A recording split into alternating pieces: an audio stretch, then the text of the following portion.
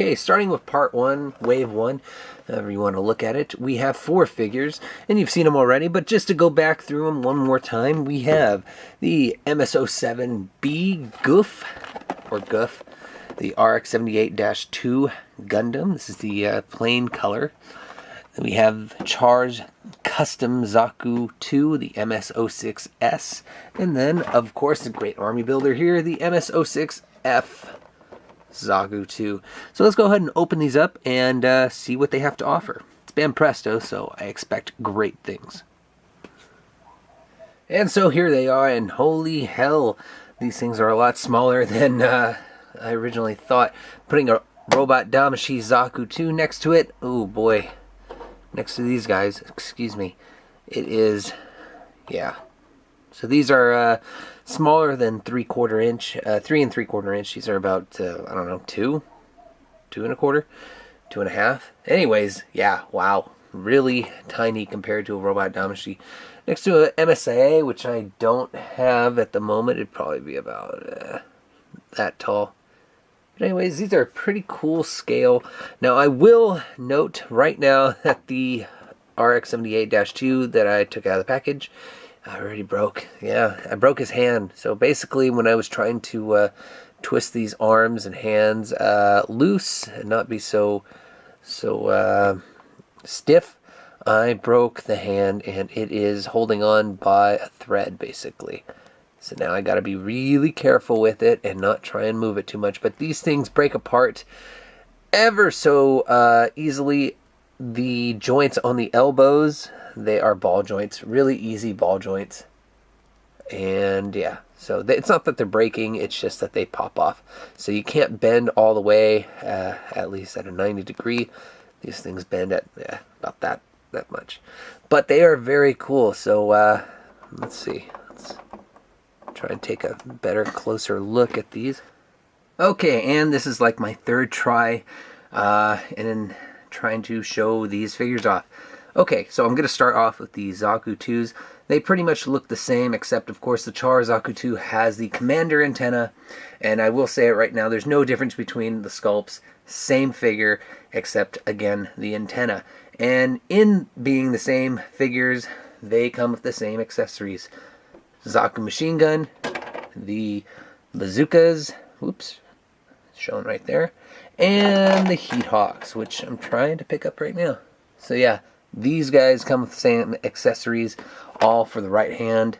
And yeah, nice shade of green for the Zaku 2, and yeah, pretty much a good shade of red, pink, a mix of in between for Char Zaku. Let's move on to the Guff.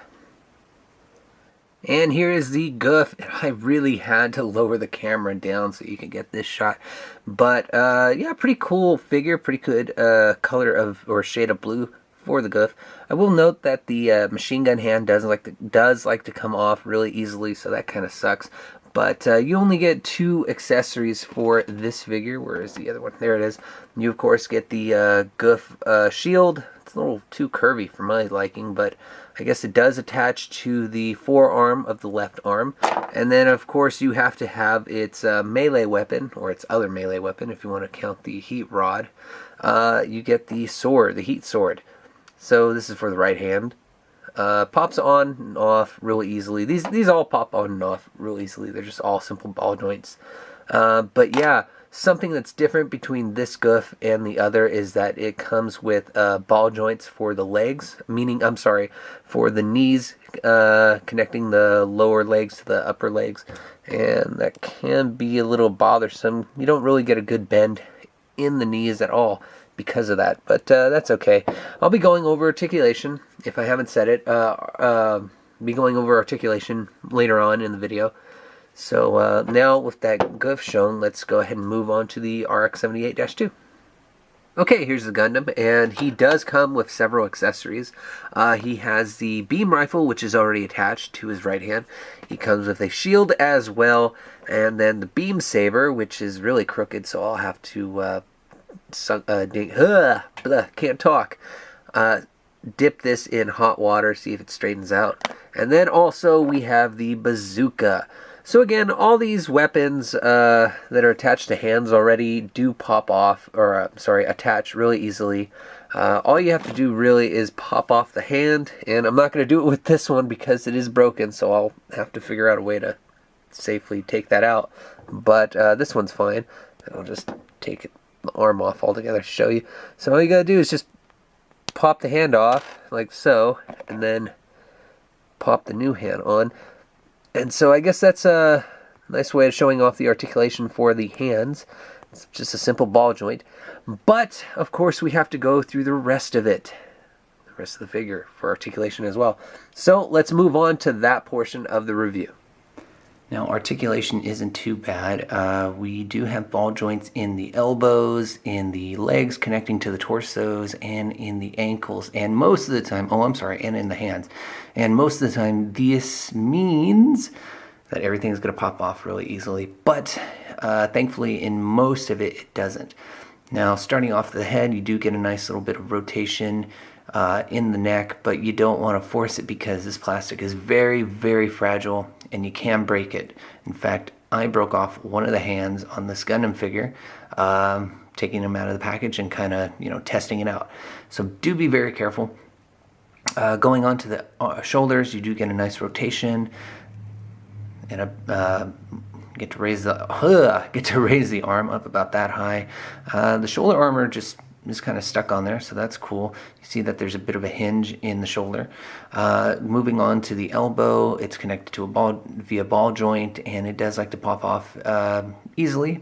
Not all the time, but most of the time, and there it goes. So there you see it. The hands are connected by a ball joint as well. They move around really easily and rotate and such, but yeah, they pop off just as easily as well.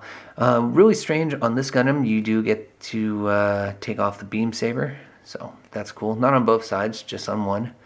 Moving on to the torso, you don't really get a full, there's no real movement in the torso, and I don't want to force it because it might break.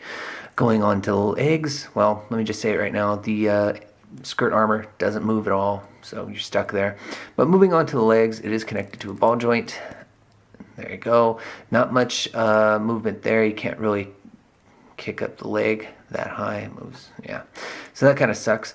But the knees are connected by a basic looking joint. I can't really tell what it is. It's all painted white. Yeah, I can't tell. But it's in there. It's pretty sturdy, so it's not going to come off at the knee.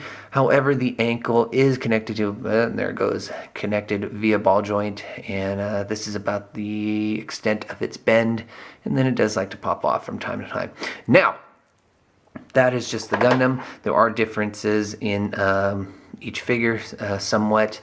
Like the Zaku, I feel like it's pretty much the same, except I want to feel like, like the channels for the ball joints on the ankles, on the legs, and a lot of other things maybe are a bit deeper. There's no movement in the torso at all, so there's no forcing that. So there are slight changes. Now moving on to the Guff here, yeah, this hand does like to pop off really easily.